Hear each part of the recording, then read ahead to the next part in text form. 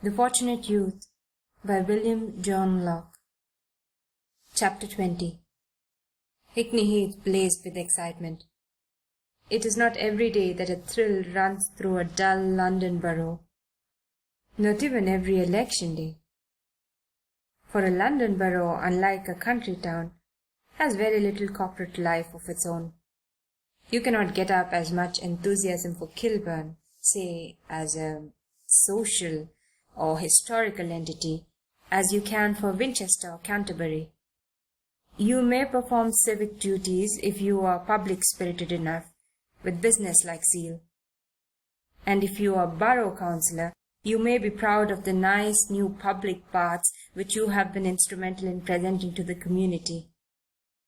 But the ordinary man in the street no more cares for Kilburn than he does for Highgate. He would move from one to the other without a pang. For neither's glory would he shed a drop of his blood. Only on election times does it occur to him that he is of a special brotherhood, isolated from the rest of London. And even then he regards the constituency as a convention defining geographical limits for the momentary range of his political passions. So that the day when an electric thrill ran through the whole of Hickney Heath was a rare one in its uninspiring annals. The dramatic had happened, touching the most sluggish imaginations. The Liberal candidate for Parliament, a respected borough councillor, a notorious evangelical preacher, had publicly confessed himself an ex-convict. Every newspaper in London, and for that matter every newspaper in Great Britain, rang with the story, and every man, woman and child in Hickney Heath read feverishly every newspaper, morning and evening, they could lay their hands on. Also every man, woman and child in Hickney Heath asked his neighbour for further details. All who would leave desk and shop or factory poured into the streets to learn the latest tidings. Around the various polling stations the crowd was thickest. Those electors who had been present at Silas Finn's meeting the night before told the story at first hand to eager groups. Rumours of every sort spread through the mob. The man who had put the famous question was an agent of the Tories. It was a smart party move. Silas Finn had all the time been leading a double life. Depravities without number were laid to his charge. Even now the police were inquiring into his connection with certain burglaries that had taken place in the neighbourhood. And where was he that day? Who had seen him? He was at home drunk. He had committed suicide. Even if he hadn't and was elected, he would not be allowed to take his seat in Parliament. On the other hand, those in whose radical bosoms burned fierce hatred for the Tories spoke loud in condemnation of their cowardly tactics. There was considerable free fighting in the ordinarily dismal and decorous streets of Hickney Heath. Noisy acclamations hailed automobiles, carriages and wagonettes, bringing voters of both parties to the polls. Paul, driving in his gaily decked car about the constituency, shared all these demonstrations and heard these rumours. The latter he denied, and caused to be denied, as far as lay in his power. In the broad High Street, thronged with folk and dissonant with tram-cars and motor-buses, he came upon a quarrelsome crowd looking up at a window above a poulterer's shop, from which hung something white like a strip of wallpaper. Approaching, he perceived that it bore a crude drawing of a convict and good old Dartmoor for legend. White with anger, he stopped the car, leaped out onto the curb, and pushing his way through the crowd entered the shop. He seized one of the white-coated assistants by arm. "Show me the way to that first-floor room," he cried fiercely. The assistant, half dragged, half leading, and wholly astonished, took him through the shop and pointed to the staircase. Paul sprang up and dashed through the door into the room, which appeared to be some business office. 3 or 4 young men, who turned grinning from the window, he thrust aside, and plucking the offending strip from the drawing pins which secured it to the sill, he tore it across and across. "You cads! You brutes!" he shouted, trampling on the fragments. "Can't you fight like Englishmen?" The young men, realizing the identity of the wrathful apparition, stared open-mouthed, turned red, and said nothing. Paul strode out, looking very fierce, and drove off in his car amid the cheers of the crowd, to which he paid no notice. "It makes me sick," he cried passionately to Wilson, who was with him. "I hope to God he wins in spite of it." "What about the party?" asked Wilson. Paul damned the party. He was in the overwrought mood in which a man damns everything. Quagmire and bramble, and the derision of Olympus. That was the end of his vanity of an existence. Suppose he was elected, what then? He would be a failure. The high gods in their mirth would see to that. A puppet in Frank Ayer's hand until the next general election, when he would have ignominiously to retire. Awakener of England indeed. He could not even awaken Hickney Heath. As he dashed through the streets in his triumphal car, he hated Hickney Heath, hated the wild hurrahs of wagon loads of his supporters on their way to the polls, hated the smug smiles of his committeemen at polling stations. He forgot that he did not hate England. A little black dish, an inch or two in diameter, if cunningly focused, can obscure the sun in heaven from human eye. There was England still behind the little black dish, though Paul, for the moment, saw it not. Wilson pulled his scrubby moustache and made no retort to Paul's anathema. To him, Paul was one of the fine flower of the upper classes, to which lower middle-class England still, with considerable justification, believes to be imbued with incomprehensible and unalterable principles of conduct. The grand old name of gentleman still had its magic in this country, and is, by the way, not without its influence in one or two mighty republics wherein the equality of man is very loudly proclaimed. Wilson therefore gladly suffered Paul's lunatic quixotery. For himself, he had proved hugely of the cartoon. If he could have had his way, Hickney Heath would have flamed with poster reproductions of it. But he had a dim appreciation of and a sneaking admiration for the aristocrat's point of view, and being a practical man, evaded a discussion on the ethics of the situation. The situation was rendered more extraordinary because the Liberal candidate made no appearance in the constituency. Paul inquired anxiously. No one had seen him. After lunch he drove alone to his father's house. The parlour maid showed him into the hideously furnished and daub-hung dining room. The Viennese horrors of plaster stags, gnomes and rabbits stared fatuously on the hearth. No fire was in the grate.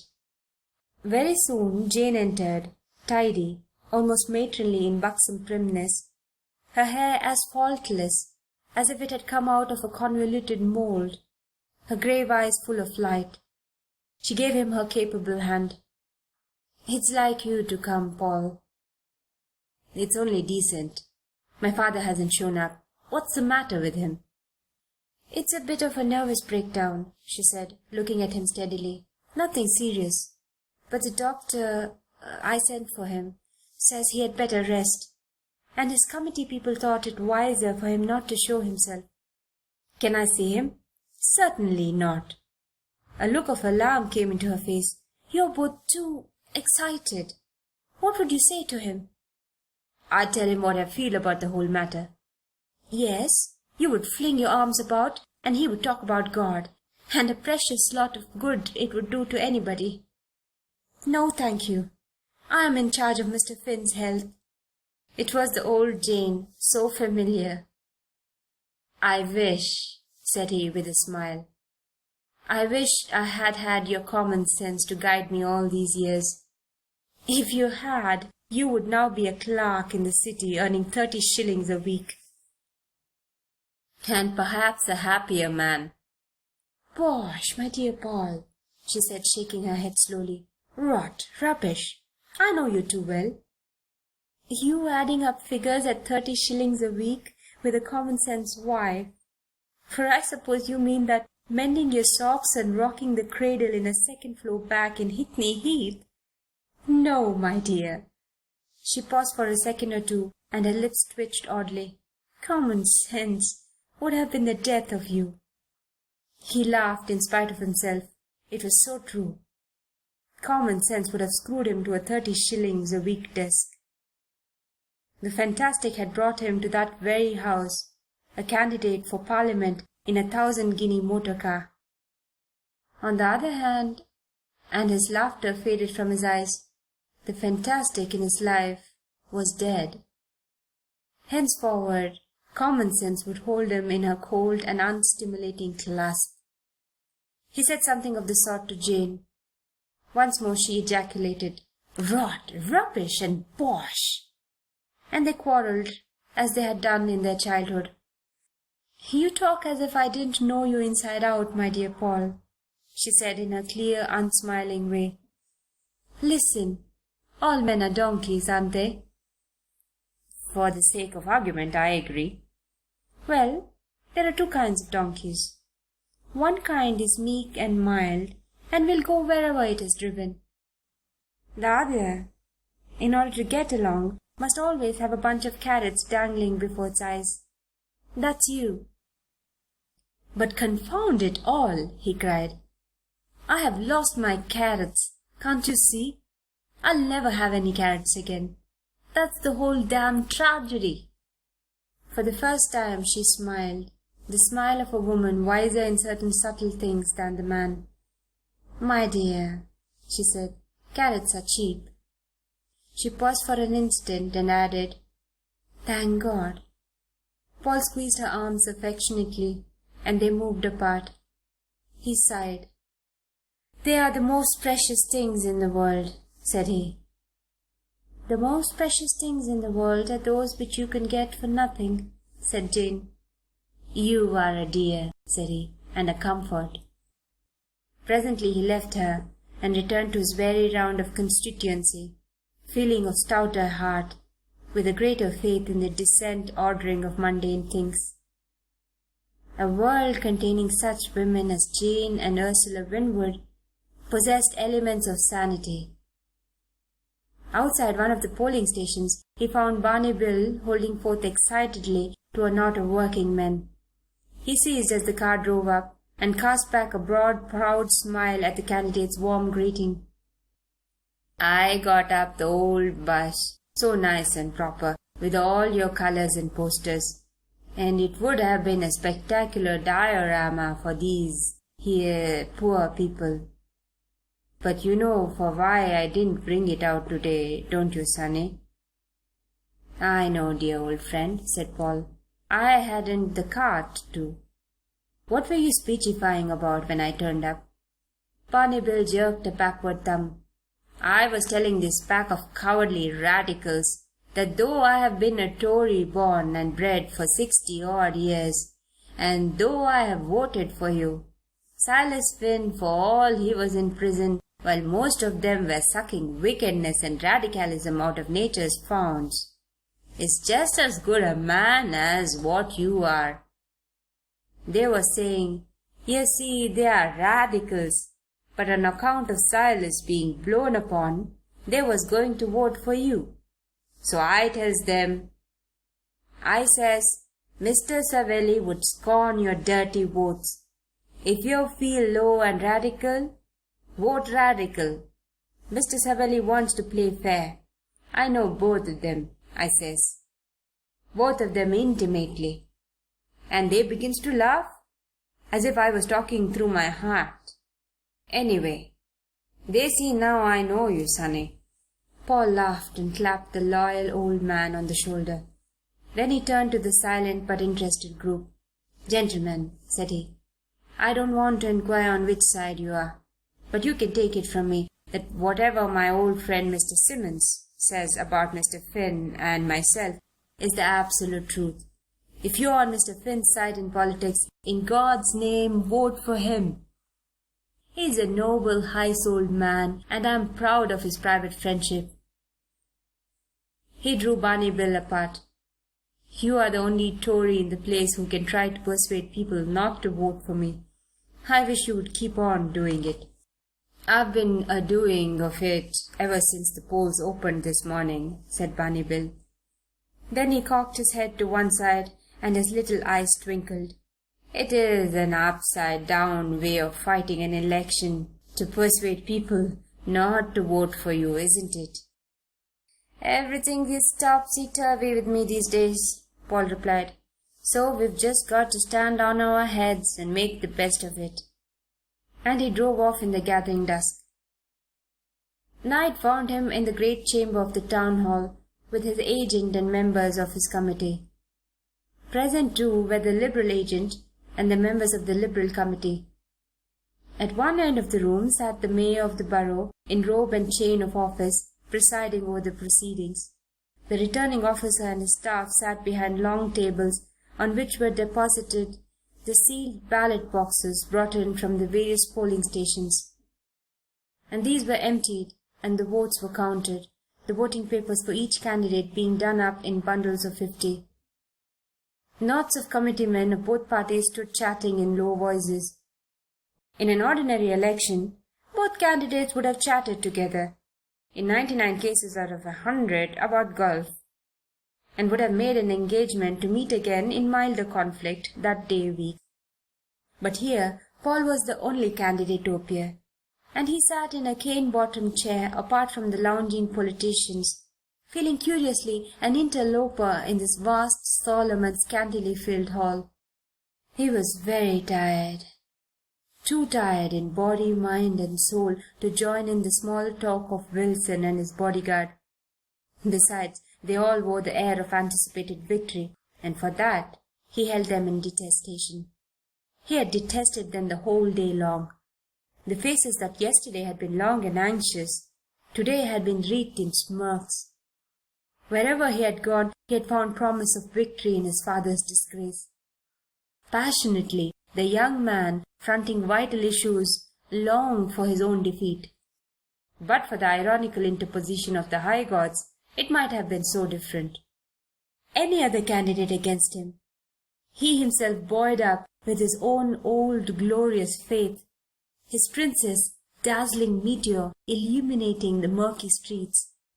Dear God! What would not have been the joy of battle during the past week? What would not have been the intense thrill, the living of 1,000 lives in these few hours of suspense, now so dull with dreariness and pain? He sat apart, his legs crossed, a hand over his eyes.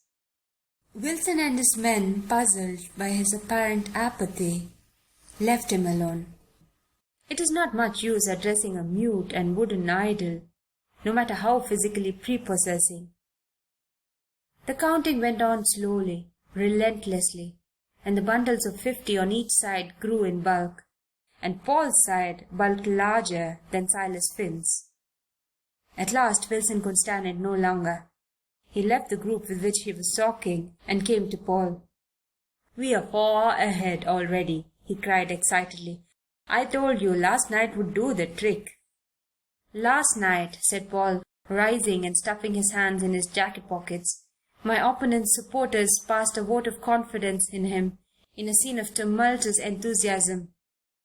"Quite so," said Wilson. "A crowd is generous and easily swayed. A theatrical audience of scallywags and thieves will howl applause at the triumph of virtue and the downfall of the villain.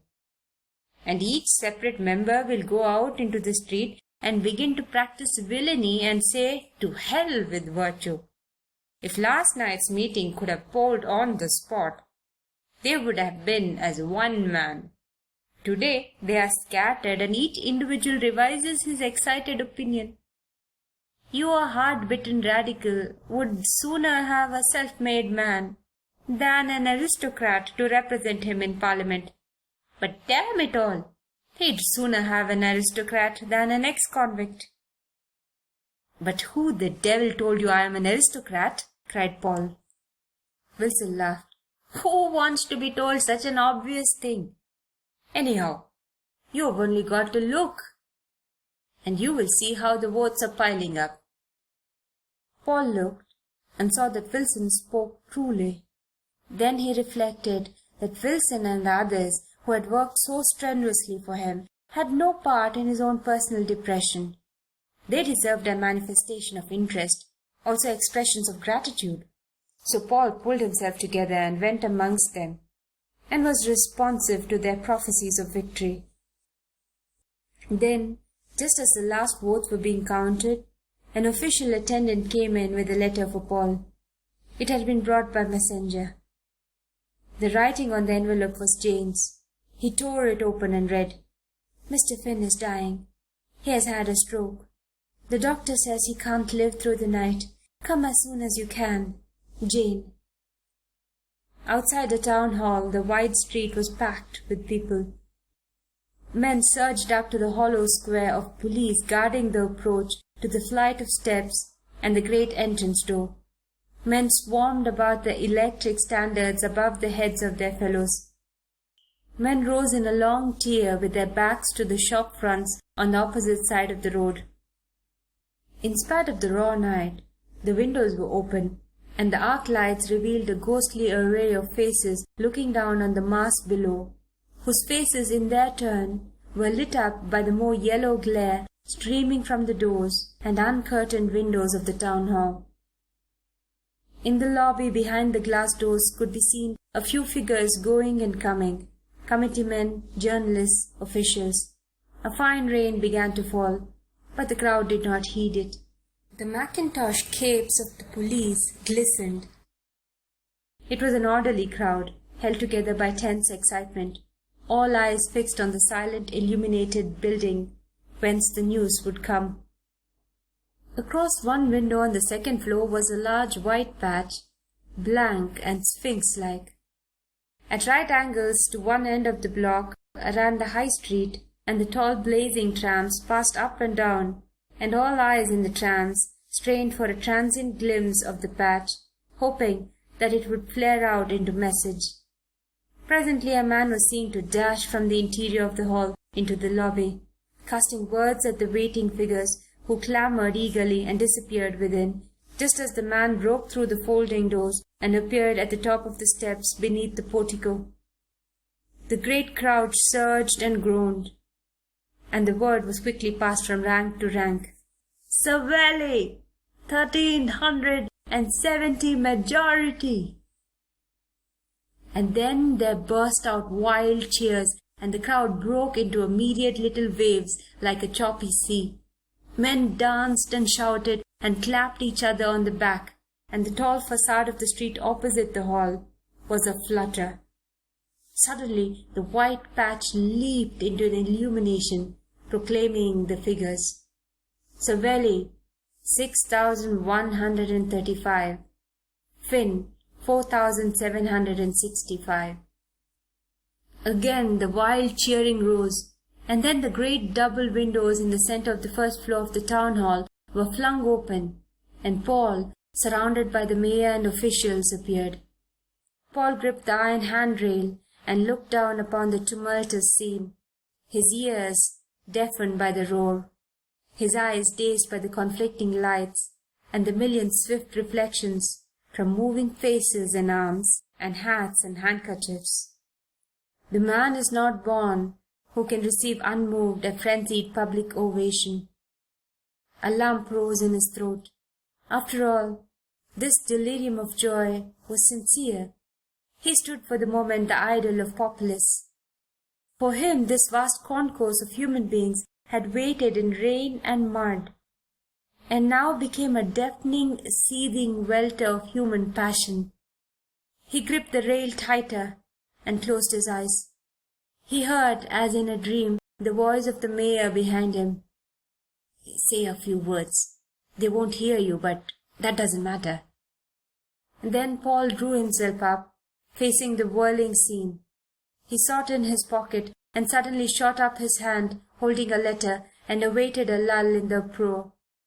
He was master of himself now. He had indeed words to say, deliberately prepared, and he knew that if he could get a hearing, he would say them as deliberately. At last came comparative calm. "Gentlemen," said he, with the motion of the letter, "my opponent is dying." He paused. The words, so unexpected, so strangely different from the usual exordium, seemed to pass from line to line through the crowd. "I am speaking in the presence of death," said Paul, and paused again, and a hush spread like a long wave across the street, and the thronged windows, last of all, grew still and silent. "I will ask you to hear me out, for I have something very grave to say." And his voice rang loud and clear. "Last night my opponent was forced to admit that nearly 30 years ago he suffered a term of penal servitude. The shock, after years of reparation, of spotless life, spent in the service of God and his fellow creatures, has killed him. I desire publicly to proclaim that I, as his opponent, had no share in this dastardly blow that has struck him down. And I desire to proclaim the reason. He is my own father. I, Paul Savelli, am my opponent Silas Finn's son." A great gasp and murmur rose from the wonder-stricken throng, but only momentarily, for the spell of drama was on them. Paul continued, "I will make public later on the reasons for our respective changes of names. For the present, it is enough to state the fact of our relationship and of our mutual affection and respect. That I thank you for electing me goes without saying, and I will do everything in my power to advance the great cause you have enabled me to represent. I regret I cannot address you in another place tonight, as I had intended. I must ask you of kindness to let me go quietly where my duty and my heart call me to my father's deathbed."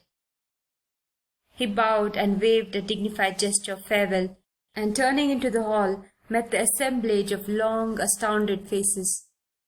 From outside came the dull rumbling of the dispersing crowd. The mayor, the first to break this silence, murmured a platitude. Paul thanked him gravely. Then he went to Wilson. "Forgive me," said he, "for all that has been amiss with me today. It has been a strain of a very peculiar kind." "I can well imagine it," said Wilson. "You see, I am not an aristocrat after all," said Paul. Wilson looked the young man in the face and saw the steel beneath the dark eyes and the proud setting of the lips. With a sudden impulse he wrung his hand. "I don't care a damn," said he. "You are." Paul said, unsmiling, "I can face the music, that's all." He drew a note from his pocket. "Will you do me a final service? Go round to the Conservative Club at once and tell the meeting what has happened. And give this to Colonel Winwood." "With pleasure," said Wilson. Then Paul shook hands with all his fellow workers and thanked them in his courtly way, and pleading for solitude went through the door of the great chamber and, guided by an attendant, reached the exit in a side street where his car awaited him. A large concourse of people stood drawn up in line on each side of the street, marshalled by policemen. A familiar crooked figure limped from the shadow of the door, holding a hard felt hat, his white poll gleaming in the shaft of light. "God bless you, sonny," he said in a hoarse whisper. Paul took the old man by the arm and drew him across the pavement to the car. "Get in," said he. Barney Bill hung back. "No, sonny, no. It's not the first time we've driven together. Get in. I want you." So Barney Bill allowed himself to be thrust into the luxurious car, and Paul followed. And perhaps for the first time in the history of great elections, the successful candidate drove away from the place where the poll was declared in dead silence, attended only by the humblest of his constituents. But every man in the throng bared his head. End of chapter 20.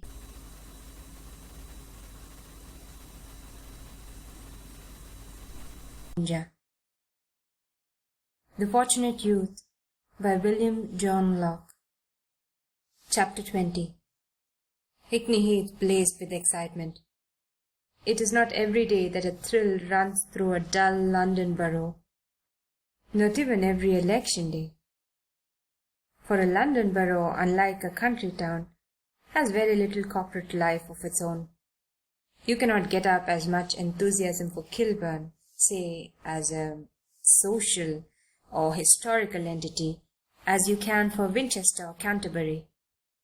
You may perform civic duties if you are public-spirited enough, with business-like zeal. And if you are borough councillor, you may be proud of the nice new public baths which you have been instrumental in presenting to the community. But the ordinary man in the street no more cares for Kilburn than he does for Highgate.